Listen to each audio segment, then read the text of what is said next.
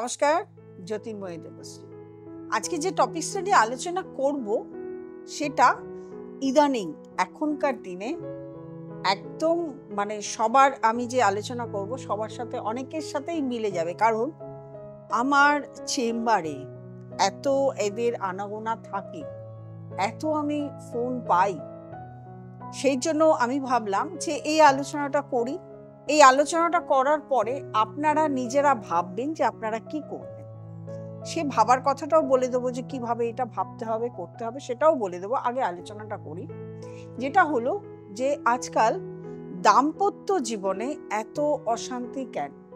এর আগে যেমন আমি একটা প্রোগ্রাম করেছিলাম যে বিবাহে আজকাল অনেকের ছেলে মেয়ের বিবাহ হয় না কেন, কিন্তু বিবাহ হবার পরেও প্রেম করে বিয়ে হচ্ছে, বা সম্বন্ধ করে বিয়ে হচ্ছে, বা জানাশোনা লোকের সঙ্গে বিয়ে হচ্ছে, জানেন চেনেন পরিচিতি ব্যক্তি, তার সঙ্গে বিয়ে হচ্ছে। বিয়ে করার পরেও দাম্পত্য জীবনে একটা বিশাল অশান্তি লেগে থাকছে। এই অশান্তির কিছু কিছু কারণ আগে বলে নিই, যেটা সামাজিক কারণ। এটা হচ্ছে কর্মহীনতা অথবা রোজগার কম, যার জন্য অশান্তি লাগে। ধর্মহীনতা, অর্থাৎ আজকালকার দিনে অনেকেই ধর্মকে বিশ্বাস করে না। আমাদের যে আচার রীতি নীতি, যে পুজো আর্চা যেগুলো আছে, সেগুলোর প্রতি ধ্যান ধারণা ভক্তি খুবই কম মানুষের থাকে। তারপরে হলো চিন্তাধারারও অনেক ধরনের, দুজনের বাস্তবতার ক্ষেত্রে অনেক মিল পাওয়া যায় না। বিয়ের পরে তারপরে আসে সন্তান। অনেকের সন্তান ধারণের অসুবিধা হয়, সেক্ষেত্রেও অনেকের মধ্যে দাম্পত্য জীবনে অশান্তি এসে যায়। তারপরে সবথেকে বড় জিনিস হলো তৃতীয় ব্যক্তির প্রবেশ। সেটা মহিলার ক্ষেত্রে, যদি বিবাহিত পুরুষ হয় তার ক্ষেত্রে হলেও হয়, বিবাহিত নারী হলে তার ক্ষেত্রে হলেও হয়। দুজনের ক্ষেত্রেই যদি তৃতীয় ব্যক্তির প্রবেশ ঘটে, তাহলেও সেক্ষেত্রে সাংসারিক অশান্তি আসে। এছাড়া সংসার, যে সংসারে আপনি শ্বশুরবাড়ির সংসারে বাস করছেন, সেক্ষেত্রে মেয়েদের শ্বশুরবাড়ির হস্তক্ষেপ, অর্থাৎ যে মহিলা শ্বশুরবাড়ি গেছেন সেই শ্বশুরবাড়ির বিশাল হস্তক্ষেপ থাকে। শাশুড়ি, ননদ, দেওর, শ্বশুর, এদের হস্তক্ষেপ থাকে। এছাড়াও পুরুষরাও বিয়ে করেছেন যে মহিলাকে, তার বাপের বাড়ি অর্থাৎ আপনার শ্বশুর বাড়ির হস্তক্ষেপ থাকে। এই হস্তক্ষেপেও অনেক ক্ষেত্রে দেখা যায় যে বিবাহিত জীবনে অশান্তি লেগেই থাকে। এই কটা কারণ তো থাকে। এবার এই কটা কারণের নিশ্চয়ই কোনো একটা চার্ট দেখলে, না গতকালই একজন ব্যক্তি, এক মহিলা এসেছিলেন, আগে আমার বলুন বাচক কেন নাচছে, আগে আমার বলুন ছেলের বদলি হবে কিনা, আগে বলুন আমার মেয়ে এরকম কারোর সঙ্গে মেলামেশা করতে পারে না, সেগুলো ঠিক করতে পারবে কিনা। প্রত্যেকটারই কিন্তু একটা কানেকশন থাকে। যেহেতু আমি আগে জ্যোতিষটা দিয়ে বিচার করতে হবে। জ্যোতিষিক বিচার, নাক্ষত্রিক বিচার, এই বিচারগুলো এই একটা ব্যক্তির চার্টে বা একটা মহিলার চার্টে বা একটা জাতক জাতিকার চার্ট যদি দেখা যায়, সেই চার্টের মধ্যে A to Z সমস্তটুকু কিন্তু পাওয়া যায়। সুতরাং আগে আমরা দেখব যে দাম্পত্য জীবনে অশান্তি আনে কোন কোন গ্রহ, কোথায় অবস্থান করে, কি কি কানেকশন হলে এই দাম্পত্য জীবনের অশান্তি আনে। ধরুন আপনি একজন জাতক বা জাতিকা, যাকেই বিয়ে করতে যাচ্ছেন, তার চার্টটা আপনি দেখে নিচ্ছেন বা কাউকে কোনো অ্যাস্ট্রোলজারকে দেখিয়ে নিচ্ছেন। তাহলে আপনার যে কোশ্চেন থাকবে, এখন আমি সেই কোশ্চেনগুলোর কানেকশনগুলোর উত্তর দেব। প্রথমত হলো, কোনো ব্যক্তির চার্টে যদি পঞ্চমে মঙ্গল বসে থাকে, তাহলে সেই ব্যক্তির চার্টের দেখা যাবে তিনি বিবাহিত লাইফ ছাড়াও, আপনার ওয়াইফ ছাড়াও, সে কিন্তু অন্য নারীতে আসক্ত হবে। এবং সে খারাপ জায়গায়, যেখানে পয়সা দিয়ে, আমি উচ্চারণ করলাম না সেই ব্যাপারটাকে, যেখানে পয়সা দিয়ে নিজে কারোর শরীর কেনা যায়, সেই সমস্ত জায়গায় তিনি যাবেন। পঞ্চমে আপনার বসে আছে মঙ্গল এবং অষ্টমে বসে আছে রবি। তাহলে সেই সমস্ত ব্যক্তি বিবাহিত জীবনে এক নারীতে আসক্ত হবেন না, অর্থাৎ বাড়িতে বউ থাকবে এবং তার বাইরে একটা রক্ষিতাও থাকবে। এই যে সেকেন্ড যে আমি অপশনটা বললাম, এই অপশনে অনেক ব্যক্তি আমাকে ব্যক্তি জাতিকা, অনেক মহিলা আমার কাছে এসছেন এবং তাদের হাজবেন্ডের চার্ট দেখিয়েছেন এবং আমি বলেইছি এদের ক্যারেক্টারটাই এরকম। তারা যদি আমার প্রোগ্রাম দেখে থাকেন এই প্রোগ্রামটা, তাহলে অবশ্যই বুঝবেন যে আপনাদেরকে বলছি, যেহেতু আমি নাম মনেও রাখতে পারি না, অত সম্ভব নয়, সেহেতু বলছি এই কানেকশানে অনেক মহিলাই আছেন যেগুলো এই দুঃখে এখন সাথী। তাদের বাড়িতেও তারা বউকে রাখছে এবং বাইরে একটা রক্ষিতা রাখছে। এরপরে এটা তো হলো। তৃতীয় কানেকশন হলো, যদি ব্যক্তিটির দেখা যায় যে সপ্তমে শনি আছে বা শনি সপ্তমে ছাড়াও কোনো পাপগ্রহ সপ্তমে দৃষ্টি দিচ্ছে, তাহলে সেই ব্যক্তির জীবনে দাম্পত্য জীবন একদমই সুখের থাকে না। সেই ব্যক্তি, সেটা জাতক হতে পারে বা জাতিকাও হতে পারে, সেই ব্যক্তির জীবনে দাম্পত্য সুখ থাকবে না।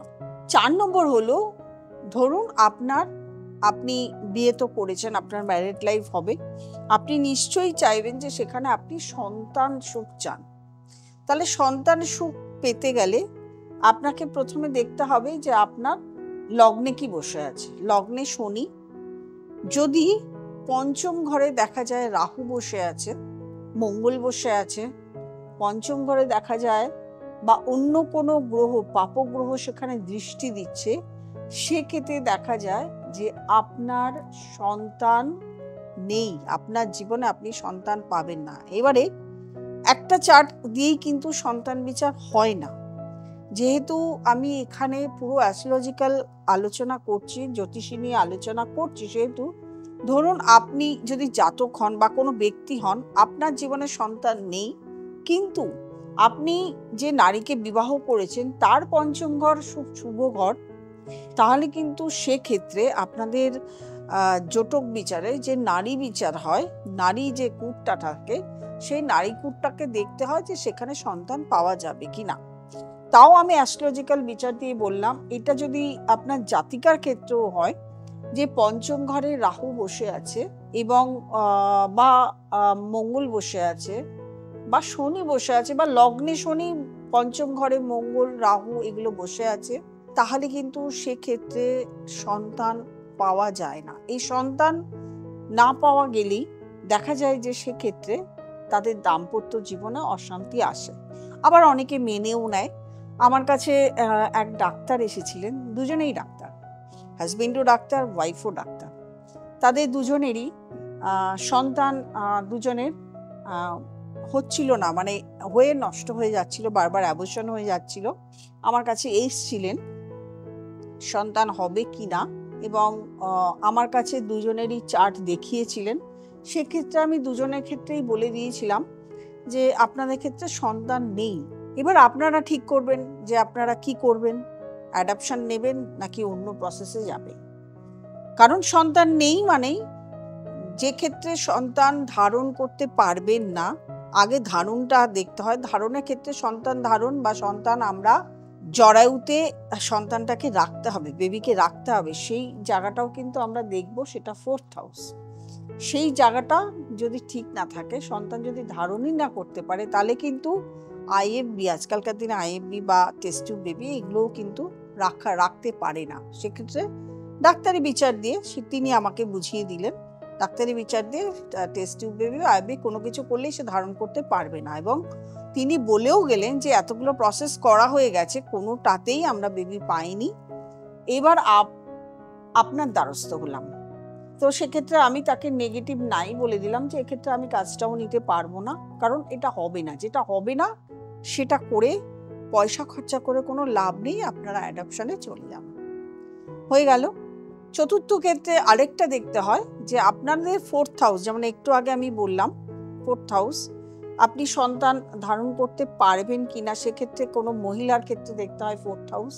আর এছাড়াও 4th হাউস হচ্ছে বাস্তু ইন্ডিকেশন, সেখানে শনি, মঙ্গল, রাহু এইগুলো যদি বসে থাকে তাহলে আপনার দাম্পত্য জীবনে কখনো ভালো থাকবে না। দাম্পত্য জীবনে ঝগড়া অশান্তি তো লেগেই থাকবে। তার সঙ্গে অর্থনৈতিক প্রেশার আসবে, শরীরের মধ্যে বিভিন্ন ধরনের সমস্যা আসবে। এছাড়াও বাস্তুতে আপনি ছাড়াও যারা বসবাস করছে প্রত্যেকের সঙ্গে আপনাদের ঝুট ঝামেলা লেগে থাকবে। সেই জন্য যখনই আমি বাস্তু নিয়ে প্রোগ্রাম করি তখনই বলি, সবসময় বলি, এছাড়াও আপনারা যখন আমার কাছে দেখাতে আসেন সবসময় বলি আপনাদের বাস্তুটাকে ঠিক রাখবেন। বাস্তু নেগেটিভ থাকলে কোনো কিছুই ভালো থাকে না। অনেক সংসার শাশুড়ির হস্তক্ষেপ, যেটা আমি আগেও বলেছিলাম, শাশুড়ির হস্তক্ষেপে দেখা যায় দাম্পত্য জীবনে অশান্তি হয় এবং সেই সংসার টেকে না। শাশুড়ির জায়গায় দেখতে গেলে আমাদের 10th হাউস দেখতে হবে, সেখানে শনি, মঙ্গল, রাহু এগুলো বসে থাকা, বা পাপগ্রহের দৃষ্টি দেওয়া, বা আপনার নবতারা চার্টের বদ, পত্তারি, বিপদ নক্ষত্রে সেই গ্রহটা বসে আছে কিনা এটা দেখা। তাহলে শাশুড়ির দ্বারা নিপীড়িত, সেটা জাতকের ক্ষেত্রে হোক বা জাতিকার ক্ষেত্রে হোক, তাহলে সেই সংসার কিছুতেই টিকবে না। শাশুড়ি ছাড়াও আরেকজন ব্যক্তি থাকেন ননদ, সেই ননদের দ্বারাও অনেক সময় সংসার টেকে না। কিছুদিন আগেই আমরা ভাইরাল দেখেছিলাম একটা মানে ফেসবুকে, যে ননদের জন্য তার সংসার টিকছে না, ননদের জন্য কিছু একটা প্রবলেম হয়েছিল। সেই জন্য এই যে ননদ, এটা দেখতে হবে 9th হাউস। 9th হাউসে যদি পাপগ্রহ বসে থাকে বা পাপগ্রহের দৃষ্টি থাকে বা নবতারা চক্রের যদি বদ, পত্তারি এবং বিপদ নক্ষত্রে সেই গ্রহটি বসে থাকে, তাহলে বুঝতে হবে যে ননদ দ্বারা নিপীড়িত হবে এবং তিনি সংসার করতে পারবেন না। আরেকটি হলো, যদি দেখা যায় যে শুক্রের সঙ্গে চন্দ্র শুক্র কানেকশন, সেটা সপ্তম ঘর হতে পারে, পঞ্চম ঘর হতে পারে, শুক্র মঙ্গল কানেকশন, শনি শুক্র কানেকশন থাকে, তাহলে কিন্তু তার চরিত্রহীনতা থাকে, চারিত্রিক হীনতা থাকে। সেটা জাতক ক্ষেত্রে হবে বা জাতিকার ক্ষেত্রেও হবে। সেটা যদি 5th হাউস, 7th হাউস বা লগ্নে বসে থাকে, সেক্ষেত্রেও কিন্তু দাম্পত্য জীবনে অশান্তি হয় এবং সেই সংসার টেকে না। কোনো ক্ষেত্রে দেখা যায় শুক্রের সঙ্গে, যদি সপ্তম ক্ষেত্র হয় বা পঞ্চম ক্ষেত্র হয়, শুক্রের সঙ্গে রাহু বসে থাকে, তাহলেও কিন্তু সেই সংসার টেকে না, দাম্পত্য জীবনে অশান্তি হয়। মঙ্গল রাহু এটাও যদি বসে থাকে লগ্নে অথবা পঞ্চমে অথবা সপ্তমে অথবা নবমে, কারণ আমরা ননদ দেখেছি, অথবা দশমে শাশুড়ি দেখেছি, তো এই জায়গাগুলো যদি মঙ্গল এবং রাহু কানেকশন নিয়ে বসে থাকে, সেক্ষেত্রেও দেখা যায় যে দাম্পত্য জীবনে অশান্তি থাকে, সংসার থেকে না। এইবারে আমার যে জায়গায় আমার জায়গার হলে আমি কি বলবো, অবভিয়াসলি আপনাদের যখন দাম্পত্য জীবনে অশান্তি লাগছে, তখন হাজবেন্ড ওয়াইফ দুজনেরই চেম্বারে আসা, দুজনেরই চার্টটাকে কারেকশন করা, তাহলেই দাম্পত্য জীবনে অশান্তি লাগবে না। এবং তার সঙ্গে অবশ্যই কাউন্সিলিং করা, ভালো অ্যাস্ট্রোলজারের কাছে কাউন্সিলিং করাতে পারেন বা কোনো কাউন্সিলরের কাছে গিয়েও আপনারা কাউন্সিলিং করিয়ে নিতে পারেন। সঙ্গে অবশ্যই রেমেডির দরকার। এছাড়া বিয়ের আগে ধরুন আপনি পরিচিত, আপনার একেবারেই পরিচিত, তাও বলবো তার চার্টটা নিয়ে অবশ্যই একজন ভালো জ্যোতিষীকে দেখিয়ে আগে সেইগুলোর রেমেডি করিয়ে দিন। প্রেম হয়েছে তাতে কি হয়েছে, প্রেম করলেও সেই ব্যক্তিকে পছন্দ, একটু যদি জ্যোতিষী চেম্বারে যান, ভালো জ্যোতিষীর চেম্বারে যান, রেমেডি করিয়ে দিন, তাহলে বিয়ের পরে কোনো অশান্তি থাকে না। এটা অনেকের ক্ষেত্রে বলতে আমি দেখেছি যে আমার কাছে আসে, কিন্তু দেখা যায় যে পাত্রপক্ষ পাত্রীকে বলতে পারছে না, পাত্রীপক্ষ পাত্রকে বলতে পারছে না, না তারা মানে না, বা তারা মানে আমরা লজ্জায় বলতে পারছি না। লজ্জা কিসের? অশান্তি যখন লাগবে তখন কি আর লজ্জা থাকবে? এটা কিন্তু মাথায় রাখতে হবে। আমার অনেক দাম্পত্য জীবনে অশান্তির জন্য অনেক রেমেডি আমি দিয়েছি, পরবর্তীকালে আরো রেমেডি আমি শর্টসে দেবো, সেগুলো দেখবেন, করবেন, কিন্তু দয়া করে আমি যে সাজেশনগুলো দিলাম এগুলো মাথায় রাখবেন।